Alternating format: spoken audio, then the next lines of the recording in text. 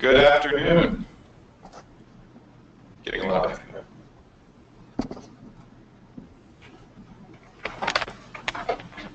Okay, folks.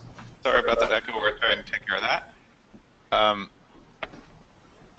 Well, welcome to today's webinar, Benchmarking Progress, Examining the Effectiveness of Benchmarking and Transparency Programs. We're very happy to have three excellent presentations on some exciting new research into the effects of benchmarking and transparency policy today. We have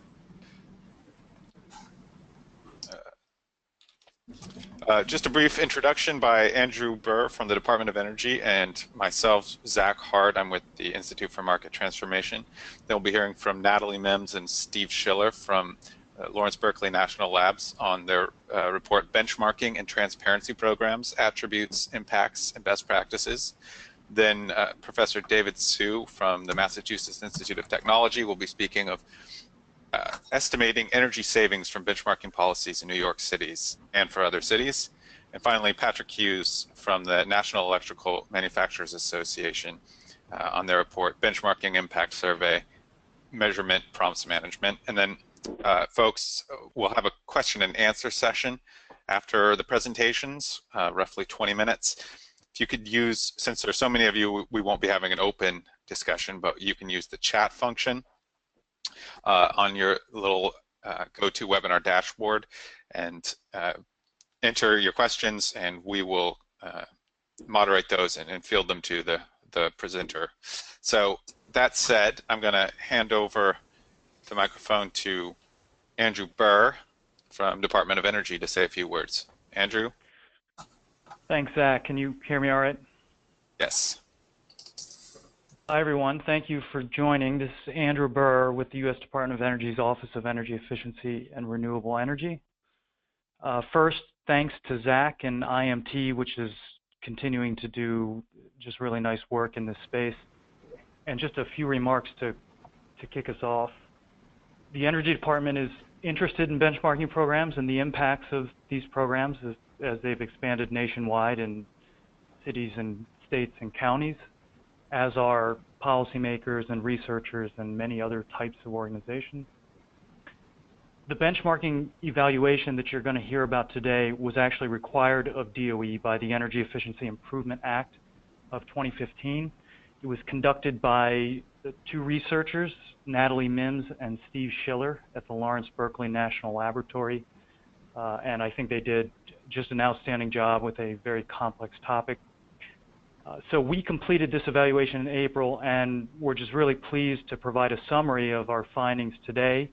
And I'll speak for myself. I'm also very excited to hear more about the research by David at MIT and by Patrick at NEMA. So I'll hand it back to you, Zach. Thank you, Andrew.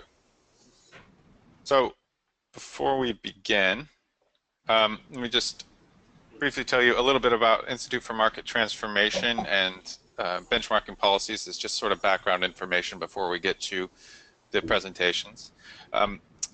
Institute for Market Transformation, or IMT, as we call ourselves, is a nonprofit organization that works to promote and increase energy efficiency in buildings. Our ultimate goal is to try to get to a future where all buildings are energy efficient, and we do that by identifying solutions to promote broader adoption of energy efficiency.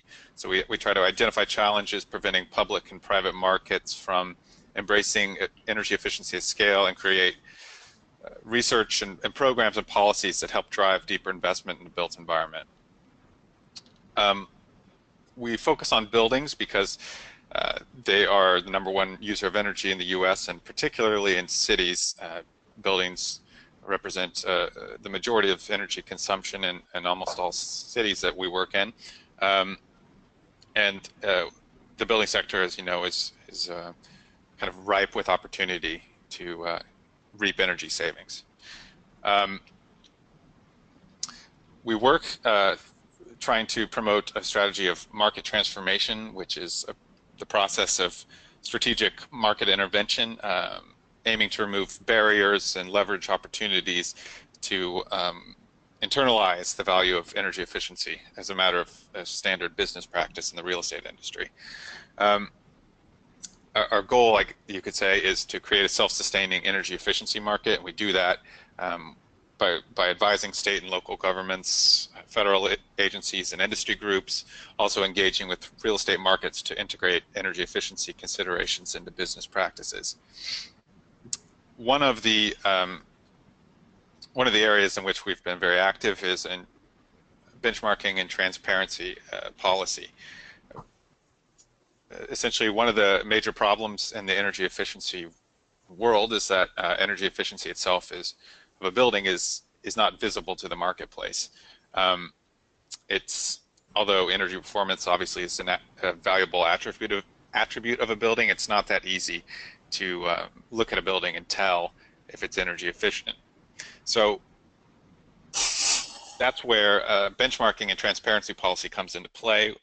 Essentially, a benchmarking and transparency policy requires building owners to use EnergyStar Portfolio Manager software from the EPA to calculate metrics on their building's energy performance and then report that information to the jurisdiction, and in turn the jurisdiction makes a subset of that energy performance information available to the marketplace. So as you see in the slide, it's kind of like putting an energy label on buildings, although that's not literally the way that most policies work.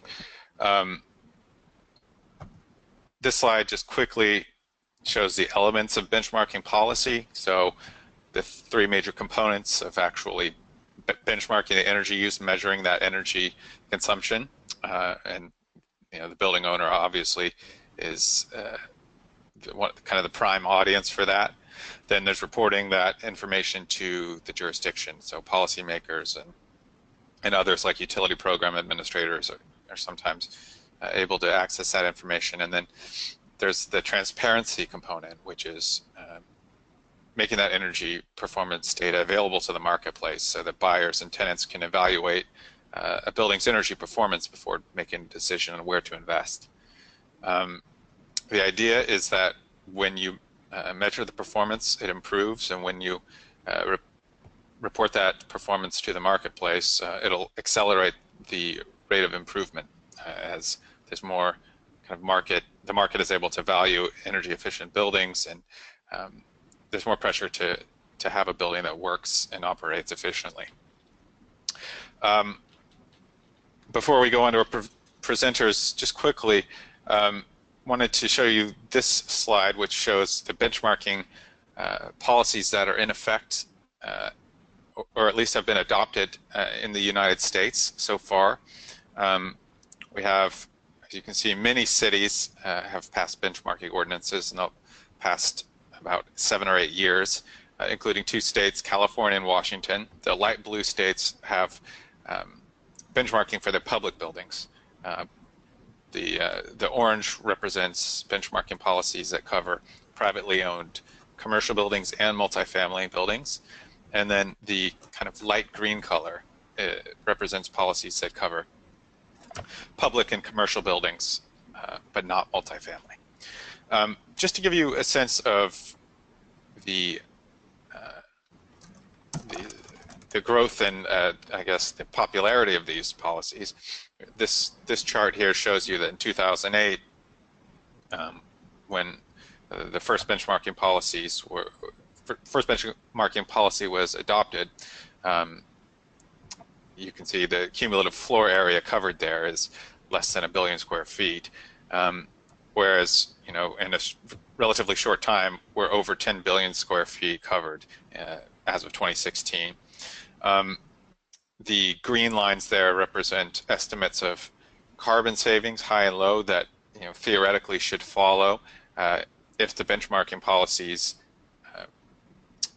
do sort of help the marketplace realize the value of energy efficiency and drive building owners and to invest in efficiency. So that's a very brief overview of benchmarking policies, and LB&L will give you some more information on kind of how they're constructed. But as you can see, benchmarking is a growing policy choice that jurisdictions are making as they're looking at energy efficiency in their local private and public building stock. And the research that you'll hear about today is very exciting because it's, some early indicators of what these policies are doing in the marketplace. So that said, I'm going to turn over control to Natalie Mims of Lawrence Berkeley National Labs to present on their latest report.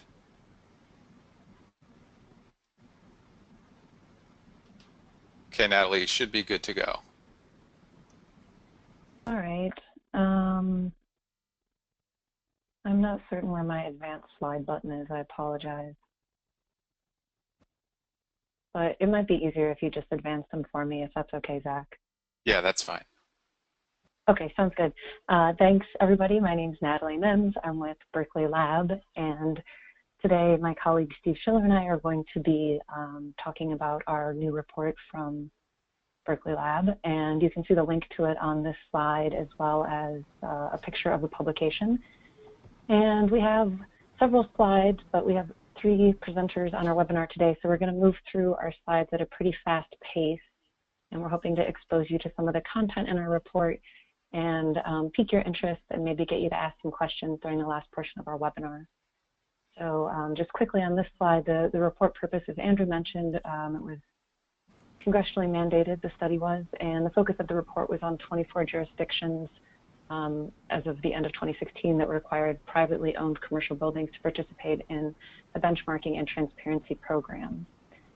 So if you go on to the next slide, the report components are what is going to pop up there, and there's 3 main components to the report. The first one summarizes benchmarking and transparency policy design and implementation characteristics. You can see the list there, some of the ones: data requirements, compliance, education and outreach, use of compliance help centers, etc. The second report component was summarizing the enabling role of benchmarking and transparency policies and how effects are evaluated and determined, with some initial indications of the identified impacts. And the effects that we measured, an example for impacts would be energy use intensity, and an example for indicators would be job growth, and an example of a milestone would be if a city achieved a certain percentage of compliance within the building stock that they were targeting, so 90% compliance by buildings that were required. So that's kind of a rundown on the effects. And then our third report component, we identified some best practices in benchmarking and transparency policy design, implementation, and research. And if we go on to the next slide, it will be about the approach. So the approach that we used was we interviewed staff from 13 different jurisdictions that have been implementing benchmarking and transparency policies for at least 3 years, and you can see the lists there. And we reviewed jurisdiction benchmarking and transparency ordinances, and we looked at recent research, including work from our other 2 presenters at NEMA and MIT, other third-party reports from Resources for the Future and IMT, DOE, EPA Portfolio Manager, and then we also looked at the annual reports and data from different jurisdictions that compiled the information. If we go on to the next slide, I think I'm going to turn it over to Steve to talk about the impacts, or the performance metrics, excuse me, from our report. Great. Thank you, Natalie, and thank you to Zach and Andrew for getting us started. And I particularly want to thank IMT for sponsoring the webinar and their work in this field over many years, as well as Department of Energy for sponsoring the report that Natalie and I were presenting today under Andrew's guidance. And also, I want to do a shout out to the many people in our audience who are the ones implementing these programs. As our team was reviewing your work, we were all very impressed with the efforts that you're doing. So because we have a limited time to present this, as Natalie indicated, while leave time, I'm going to go pretty quickly through the next 6 slides here. Starting with this slide, I just want to introduce the 3 types of metrics that we investigated and discussed in the report. The first is energy impacts. This, of course, is a category most people think about. It's the bottom line, how much energy and energy costs have been reduced as a result of the B&T policy. But as most of you know, another driver for many of these B&T policies are non-energy impacts that can accrue to utilities or the participants or perhaps society as a whole. These might be the environmental benefits or more jobs or simply better understanding of the building performance. And then the last category is market transformation and market adoption metrics. I'm going to focus on market transformation metrics for the next slide or two because these metrics are both quite important to the success of B&T policies and also the ones that, while appreciated by most designers and implementers of these policies, are not usually tracked. So next slide, please. So market transformation metrics, kind of a mouthful, are important because of the logic behind how benchmarking and transparency policies support lower building energy use and cost, as well as the non-energy impacts I mentioned from the last slide. These B&T policies are enabling strategies. They rely on market transformation to reach their goals. In and of themselves, the B&T policies do not save energy. What they do is address the barriers to achieving these. And it's shown on this curve here, which is a very standard progression by which markets are transformed. Just tracking energy impacts, for example, not the progression along this market transformation curve, that is tracking the milestones that occur, can give a pretty incomplete picture. So it's important to track these milestones and show how the policy is working and how the policies can be improved to increase the likelihood of these ultimate goals. So next slide, please. So with a bit of that background, for our study, Berkeley Lab did not do any original evaluation work. What we did was review the work done by others to date with respect to these three categories of metrics and the tracking that they've done on specific building data. What we found is that jurisdictions are tracking energy consumption and building characteristics such as square footage, but less than half so far are actually tracking the energy impacts. And let me remind you, by the way, the consumption is different than impacts or savings. Consumption simply indicates how much is being used at any point in time, but not how much is being saved. Consumption alone, which pretty much everybody tracks, unfortunately doesn't give a full picture. And as I tried to indicate with the last two slides, even though market transformation is critical to the success of these policies, with pretty much just the exception of the New York NEMA study that you'll be hearing about shortly, there really is no systematic tracking of these market transformation characteristics or metrics, even though many of the people we spoke to did express interest in tracking them. And so this is one of the things that Natalie will talk about we'd like to encourage going forward. Next slide. So this slide, next one from our report, summarizes what metrics have been reported by jurisdictions. I'm not going to go through these, but to reinforce my last point about what is reported, as the table shows, only 6 of the cities, and actually none of the states with B&T policies, have themselves calculated and publicly reported either energy or non-energy impacts. In addition to these 6 self-reporting cities, there was a 4-city analysis of net energy cost impacts that covered Austin, New York City, San Francisco, and Seattle. And then there's also 2 third-party studies of the impacts of the New York City ordinance, and we'll be hearing about one of those up soon. So in total, some form of energy impact data has been reported for 8 cities. Next slide, please. I think next slide. There we go. Okay, so sort of in conclusion, that was a 2-page table. So in conclusion, what I tried to do is summarize these energy impacts, but understand that determining energy impacts tries to address 2 primary issues that come up. One, are buildings subject to these B&T policies actually consuming less energy? And then 2, can any of the observed changes in energy use be attributed to the B&T policy? So we have some results on the first question and a bit on the second one. However, I do want to mention these should probably be considered preliminary from what we reviewed. As a bottom line, most B&T policy impacts found there is reductions in energy use, either energy use or cost or intensity, with on the order of 3 to 8% reductions in gross energy consumption or intensity over the period of their analysis. And then 2 studies to date, again, one that'll be covered on this webinar, indicate that there is a cause and effect relationship between the B&T policies and energy savings, or at least the energy cost savings. And with that quick overview of the metrics, let me turn it back to Natalie. Thank you very much. Great, thanks, Steve. So I'm going to wrap up the lab's presentation by talking about some of our recommendations and providing you with a few example recommendations. So if we go on to the next slide, our report included recommendations on B&T policy design and implementation, access to data, and performance metrics.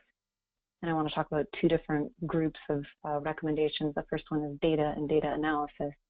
We had two big recommendations around this, collecting comprehensive data on subject buildings with a focus on consistent definitions and quality control checks and verification. We found that this was somewhat important, and the example provided here is square footage.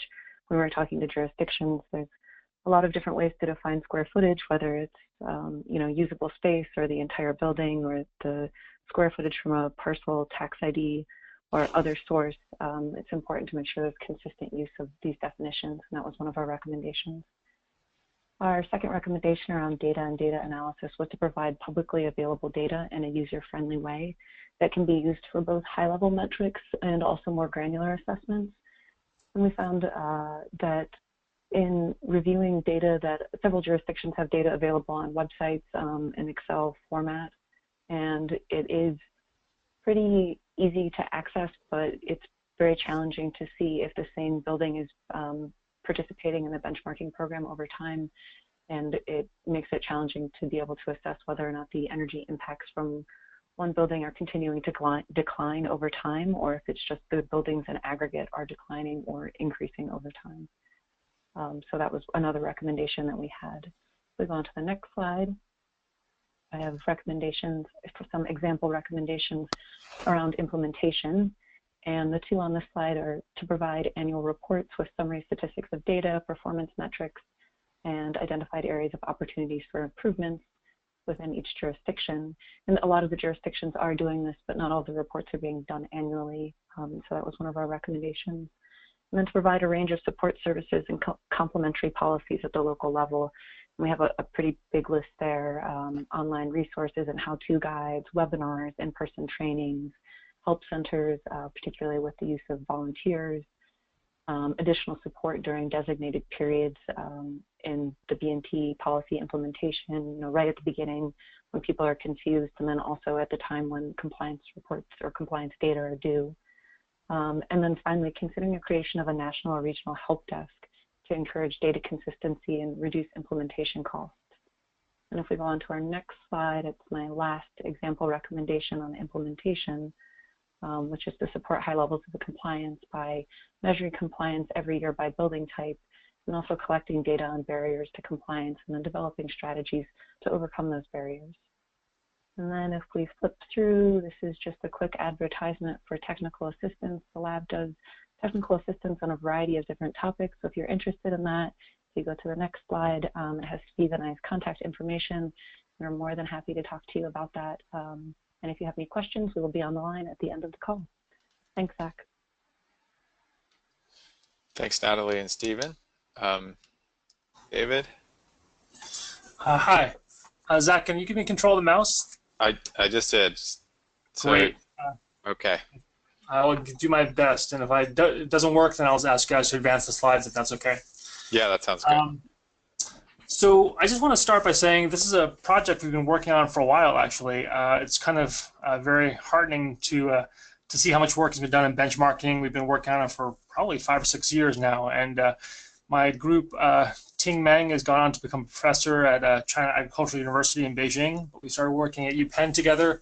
I'm actually at MIT now. I started working on the UPenn, and another one of my doctoral students, Albert Han, has gone on to the University of Alberta. But this has been a project we've been working on together for almost 3 years now.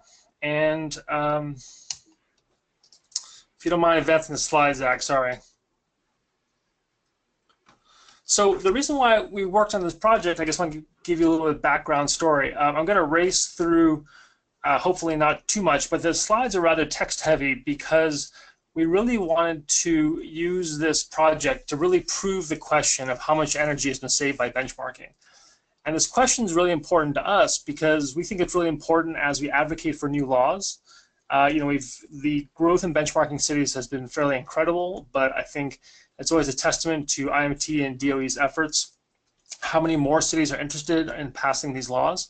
So we want to understand how much energy we're saving to advocate for new laws in new places. We want to understand the impact of the existing laws. And fundamentally, as researchers, we want to understand how much impact has this had so we can hopefully improve policies going forward, both in new and existing cities. If you could advance it further, please. But this is also a really difficult question, and actually I have to give credit where credit's due. Not only have all the IMT staff been working on this for many years, I presented some preliminary research results last year at ACEEE, but I think the research has improved over the last year as we've gone through peer review, and it's become a peer-reviewed published article. Andrew Burr actually first kind of raised this question to me a number of years ago, I think in 2014 or so. He was saying that a lot of the cities were asking how much energy we're going to save. And Cody Taylor and I talked about it quite a bit, and he suggested a number of ways to also attack the problem. But the reason why it's a difficult problem is because there's lots of different ways that benchmarking could save energy. It could be first because of preparation. It could be that owners are becoming more aware of their energy use. Is it, what's the mechanism for disclosure?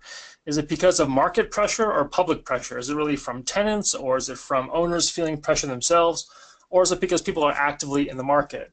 A number of the cities I've worked with, like New York, Seattle, and Philadelphia, all have slightly different benchmarking policies that really respond to different, actually disclose information in different ways. And of course, one question we've always had all along is the rating of the buildings themselves, or how you rate the buildings, important? Is it the effect of raw data in the market, or is it the EnergyStar scores themselves? Next, please. But the reason why it's a difficult question is because of causality, which is really kind of important to us as academic researchers. In order to explain things, we feel like we need a control group. But the problem is almost all the benchmarking and transparency policies have been implemented in a whole city, which means that every city is fairly different. So it's really hard to find a control group that wasn't affected by this policy. In other words, what's the counterfactual? And to give you an example, Margaret Walls and Karen Palmer from Resources for the Future back in 2014 also helped stimulate some of our thinking on this question, because they said, well, there's a possibility of self-selection effects. So to give you an example, next slide, please. They look at the EPA data trends, and EPA has said before that they presented this report in Data Trends in 2012. There's energy savings in Portfolio Manager, and you have to understand energy savings in Portfolio Manager is really different than energy savings due to Portfolio Manager. They're basically showing us that energy use of the buildings in Portfolio Manager have decreased 7% over these 3 or 4 years. And they also show us that EnergyStar scores have increased by 6 points over these 3 or 4 years.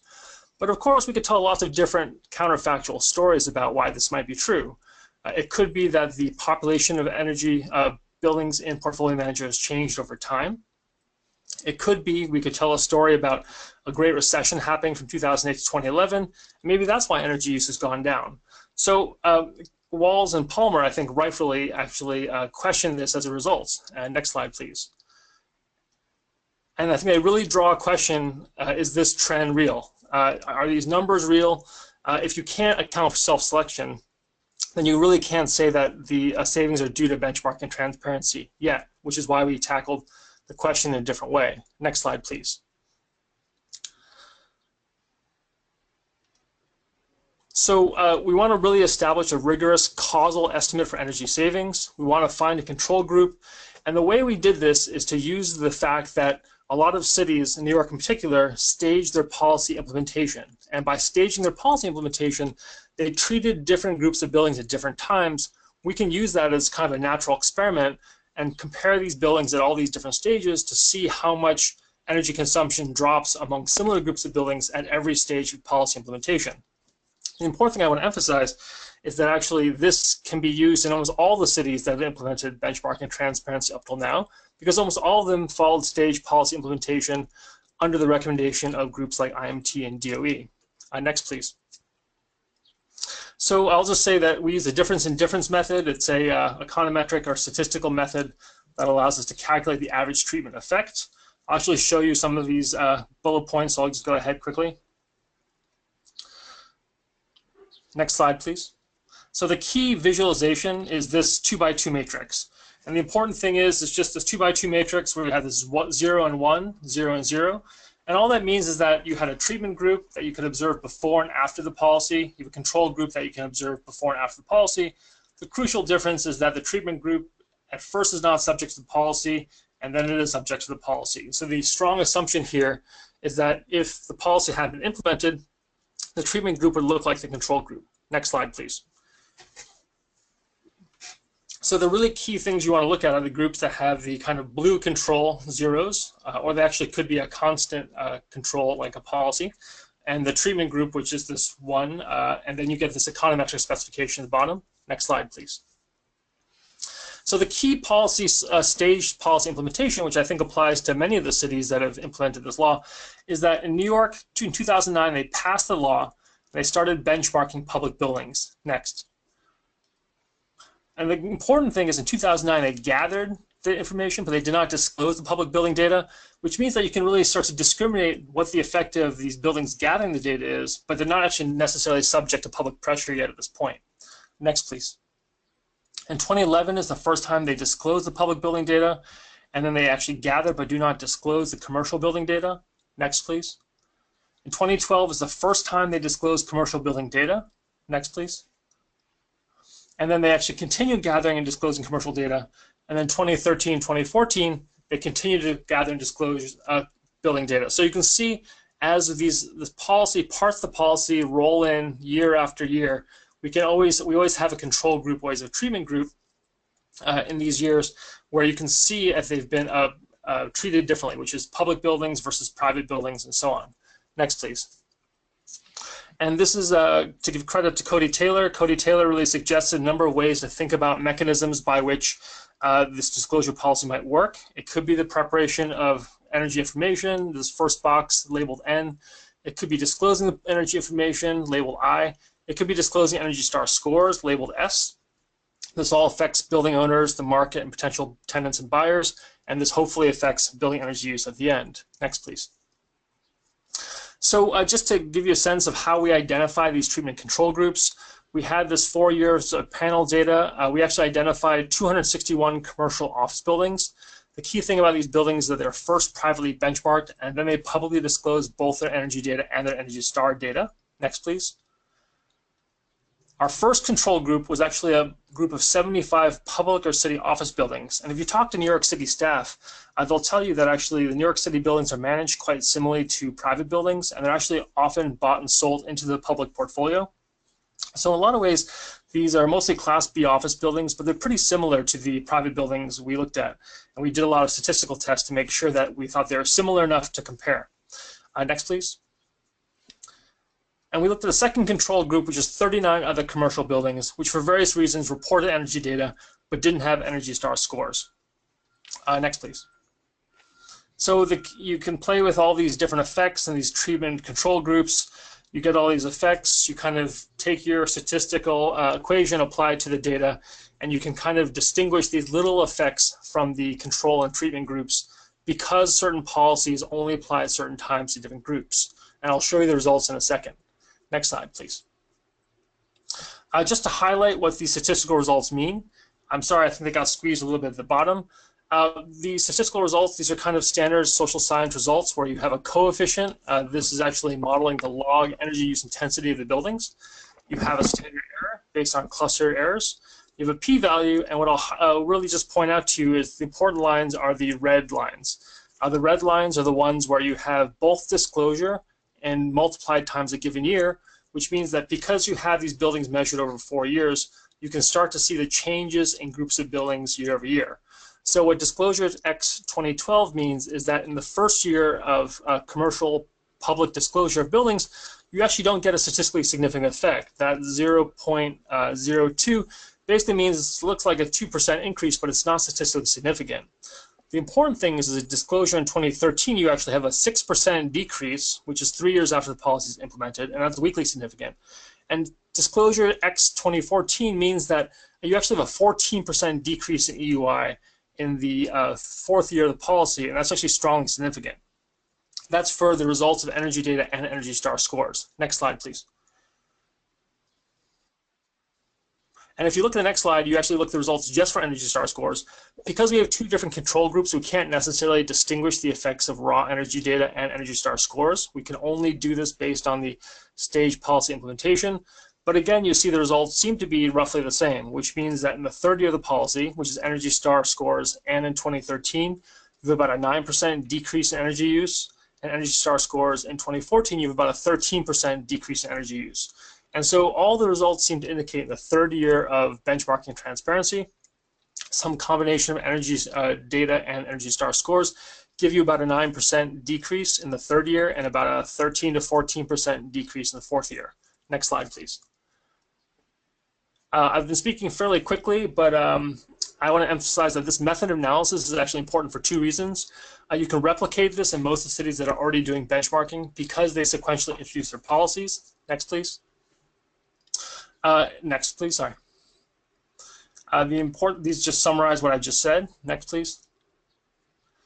And the important thing I really want you to take home from this kind of talk, if this is, and you please feel free to ask questions about. So this is a quasi-experimental research design, which means we observed the data, but we actually looked in there for experimental settings within the data. We did find statistically significant results. The results are fairly consistent between two different control groups, and this possibly points to the different effectiveness of different data sources and communication. Last slide, please. The important thing is we want to actually repeat this in other cities. And finally, because this is based on panel data, we can actually use this every year to measure whether or not the savings are persistent, and also if the savings are changing over time, and hopefully it gives us a way to kind of fine-tune our policies. Last slide, please. And the important thing is that I've been speaking fairly quickly. It's shorthand for this published paper that just came out a few months ago. It's available at this web link, and you're free to download the slides, and I'm happy to answer questions at the end of this session. Thank you very much. Thank you, David. Okay. Great. So this is Patrick Hughes. I'm with the National Electrical Manufacturers Association. And I do have control of the slides. That's great. So for those of you who may not be familiar with my organization, we are a trade association representing the manufacturers of equipment like lighting systems and the motors that would go into HVAC systems, sub-meters, basically the electrical equipment that goes into making buildings more energy efficient. So we've been working for a few years on benchmarking, promoting these policies and their adoption in cities. And 2 years ago or so, we asked ourselves the question, how are these policies working? And specifically, what upgrades are building owners and facility managers making in their facilities as a result of the benchmarking policies that are getting passed? So we conducted a survey of 151 facility managers in New York. We chose New York because it had its policy implemented the longest. And our sample included 70% of the respondents had commercial buildings, half had some residential buildings, and 13% had some city-owned buildings. We have a full breakdown of other types of demographics and ownership structures from the facility managers because some of them owned more than one building, as these percentages would indicate. Importantly, we wanted to get decision makers in our sample. So almost 70% of the facility managers we surveyed have decision-making authority in terms of upgrades to make in their buildings. Only 1% were minimal decision makers. So the way we structured our survey was we asked people if they were in compliance with Local Law 84. Most said they were, and these numbers are similar to what the city is reporting, especially when you take into account that 14% where some of the facilities are in compliance and some are not. And then we asked a series of questions to both the group that was in compliance with Local Law 84 and the group that was not in compliance with Local Law 84. And we structured them in two sections. First, I'll talk about the capital expenditures that they made, and second, I'll talk about some of the low or no cost operational changes that they made to make their buildings operate more efficiently. So the first question we asked was, have you made an investment in energy efficient equipment to improve the performance, energy performance of your building? 82% of the compliant facilities said that yes, they had made an investment to improve their energy efficiency. And you can contrast that with the 75% of those who reported as non-compliant with the benchmarking policy that made some investment. So then we asked them specifically, what did you do? What capital expenditures did you make as a result of Local Law 84, which is the benchmarking policy in New York? Most people said that they made a lighting upgrade, and that includes the actual light bulbs, fixtures. Then the next most popular was heating upgrades to the actual heating system in the building, separate from the controls. 55% made an investment in lighting controls, so that could include daylight management, where the lights automatically dim in response to the amount of natural light available. Could be dimmers, could be occupancy and vacancy sensors, anything other than just a regular light switch, on-off light switch. Building energy management system, a little bit over half of the compliant facilities, so they invested in a energy management system. A little bit less than that, invested something in their cooling system. And then we see a big drop off in some of the more involved upgrades to buildings. So plug load management being automated receptacles in the building that could manage plug loads like appliances or computers, for example.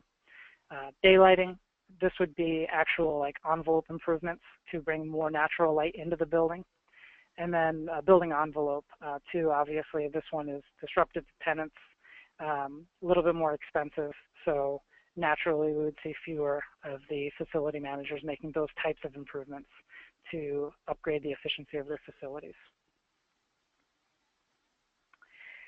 Cost savings, perhaps unsurprisingly, were the #1 reported reason for why these facility managers were choosing to invest. A significant amount said they also wanted to help the environment. And then, after that, we have following best practices. The results of the benchmarking demonstrated some opportunity to improve the performance of their facility. And then just under a third said that the building owner told them to make some change. And about a quarter said to receive recognition or certification. This would most likely be EnergyStar certification for the facility. And we then asked those who did not make an investment in their facility why they chose not to. 50% said that no change was needed. 40% or so said that the owner did not approve the expenditure. So to me, those two things indicate, one, that there's probably some education that needs to happen, because I doubt that 50% of those buildings truly did not need a change. And then talking to the owners too about payback of some of these energy efficiency upgrades, making sure that they can see that in fact these aren't necessarily too expensive, and they should be approved. So the second series of questions focused on those low and no cost operational changes or commissioning improvements to the facility. 84% of the facility managers that were in compliance with Local Law 84 said they made an operational change, and you can contrast that with just 67% of the non-compliant facilities. Then we asked them, what specifically did you do? We got a range of answers, from training building staff to making sure that the heating and the cooling systems don't run at the same time, which seems obvious, but that was a very popular operational change to make in the building. And then calibrating their systems, the building automation system, the variable air volume box flow, chiller staging. And we also see working with building occupants there in the middle, just over half, gave some sort of training to the tenants in the facility on how to operate the building more efficiently. Again, we asked, what motivated you to make these changes, and cost savings. Again, the far and away biggest driver here. We asked those who did not make an operational change, why? And again, we see no change needed, too costly, and don't know what changes to make. So again, I think there's an opportunity here to do more education about the type of energy efficiency upgrades, both capital expenditures and the operational changes in these facilities. Finally, in the survey, we asked an open-ended question just to get additional input.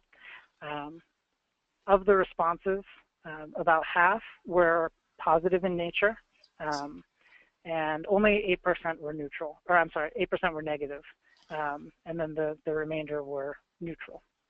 So I chose a few of my favorites, and a few illustrative examples to give you a sense of what they were like.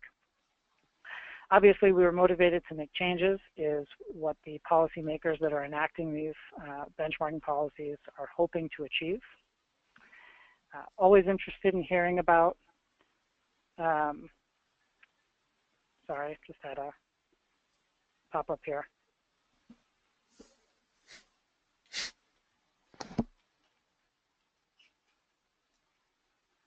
There we go. Always interested in hearing about and implementing more cost-effective, energy-efficient programs that result in cost savings. So good, they're open to hearing more information. We've installed thermostats and changed light bulbs to more efficient models, and have seen a significant reduction in electricity usage. This person said that the energy efficient lighting upgrades in the common areas were not well received by tenants. So certainly shows that you need to make the correct improvements to the building. This person thought that Local Law 84 was a waste of time. There were a mix of positive and negative comments here. Added work, but proved informative. And then my favorite of all of them was submitted in all caps, I just like Save on Energy. So I'd encourage you to download the report. It's on our website at nema.org/HPB. And feel free to reach out with any questions either in the Q&A session now or after this webinar. Thank you, Patrick. So we still have about 8 minutes left to do question and answer. I want to say thanks to all 4 of our panelists for packing a lot of information into a very short time. So thank you all, and great job. So the way we've got quite a number of questions, and we won't be able to get to them all. One of the first questions we got was, will the slides be available? And the answer to that is yes, they will. We will make a recording of the webinar available and send the slides out. So the next question we have is from Steve Rosenstock, and this is for Natalie and Steve. And the question is, are the 3 to 8% reductions that you found, are they normalized for weather or changes in building occupancy? Hi, this is Steve. I'll try a first cut at that, and I think the answer is yes. They are. I have to go back and look at the results. Some cities did correct for weather. I think most of them did, but I don't think that was always the case. And I think that's part of why we might see a range there. We have to go back and look within the report itself. It does indicate which cities corrected for weather. That was a primary thing that was corrected for versus other possible variables such as energy rates or changes in square footages and such. So it's a definitive, it depends answer on that one. Thanks, Steve. And we've got one more question for you and Natalie. And that question is, do the implementation recommendations have a cost and payback section where each recommendation has details on how much it costs and the ROI, the return on investment? I guess in essence. I don't know if Natalie wants to try that one. No, go ahead, Natalie. We do not have that level of detail in the report. Unfortunately, that was well outside of the scope of what we were able to do, but it certainly would be interesting. Okay. So, David Sue, we have a question for you. This is from Steve Rosenstock. The question is, for 2014, was the data normalized for weather and or changes in building occupancy function? Also, did it show 23% reduction in natural gas and 60% plus reduction in fuel oil use? So Steve, great question.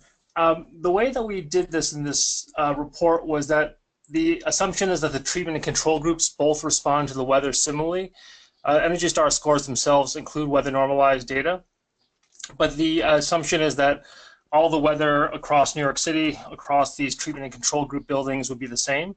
So that actually does not show up as a variable, because the assumption is that if the energy goes down in the control set of buildings, it would have gone down in the treatment set of buildings also. So when we get the treatment effects, the assumption is that all the things that we controlled for in our study are different between the treatment and control groups. But that's and then the second part of the question, it's not a 23% reduction in natural gas and 60% reduction in fuel oil use. It's actually, those are included as control variables because we did a lot of tests to see if our treatment and control groups were similar. What we found is that between the treatment and control groups, natural gas and fuel oil use is slightly different, but actually all those things are statistically significant enough that we can actually account for them in the differences between treatment and control group, and therefore predict the treatment effects accurately. Thanks. Thank you, David. Patrick, a question for you.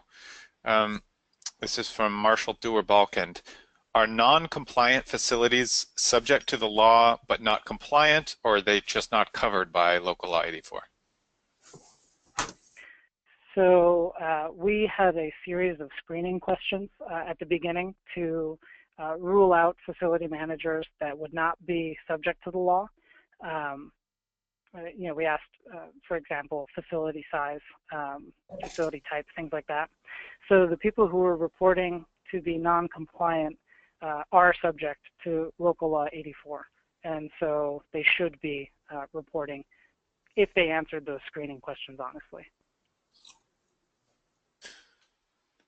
And I should say, I'll follow that up with just one quick thing. If they reported that they were not compliant, in the survey we explained what local law 84 was, and then we asked a follow-up question, are you planning on complying with local law 84? And 75% of those respondents said that yes, they are planning on complying with local law 84 eventually. Thanks, Patrick. Next question we have is for David, and this is also from Marshall Dewar-Balkand. The question is, could the same methodology be applied to staggered compliance? So buildings that complied late for multiple years versus complied on time. Does that make sense, David, the question? That's a great question, Marshall. Yes, you could apply it. The one thing you might run into is if you might have extremely small sample sizes in those groups. But Marshall, you know, I'm always happy to talk over the data, so we can try to follow up on that if you'd like. Okay, we have time for probably 2 more questions here. Patrick, did the survey ask if the building owners used energy efficiency programs or incentives to make those investments? No, we didn't ask that question. Okay. Let's see.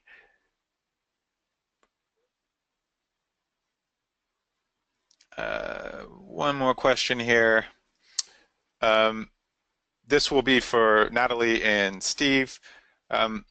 The question is, how do cities handle data verification? Could you just kind of briefly summarize any patterns you saw there?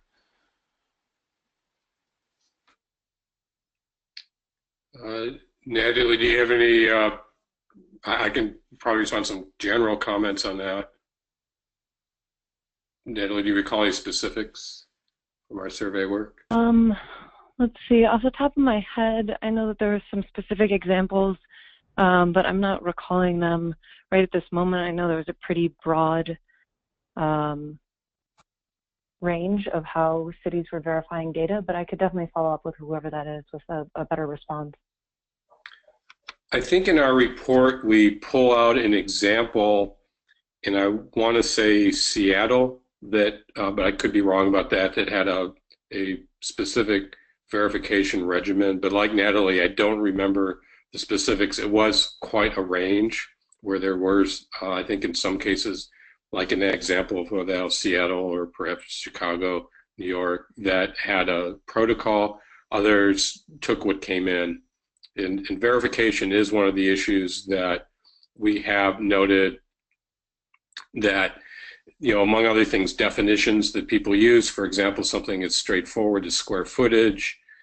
Someone might use data from their permits or from an appraisal or the memory of the building manager, whether it's square footage that is occupied square footage, which could be different than total square footage. And so there can be, you know, variance not only in verifying what's submitted, but that it's consistent within the database by the definitions used by different buildings.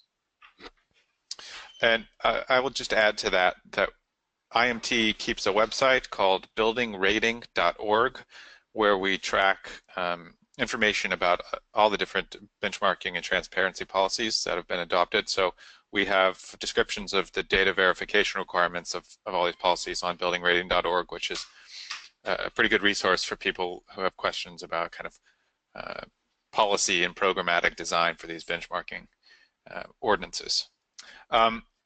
But with that, we are all out of time, so I want to just say thanks again to our panelists from Lawrence Berkeley National Labs, MIT, and NEMA for doing such great presentations. We will have the slides and recording of the webinar available. Apologize we weren't able to get to everyone's questions. What we can do is kind of send these to the panelists so that they can respond to them on their own time. And if you have any additional questions, of course, feel free to ask me, Zach Hart at IMT, and we can kind of help you get some answers. So thanks again, everyone, and enjoy the rest of your afternoon.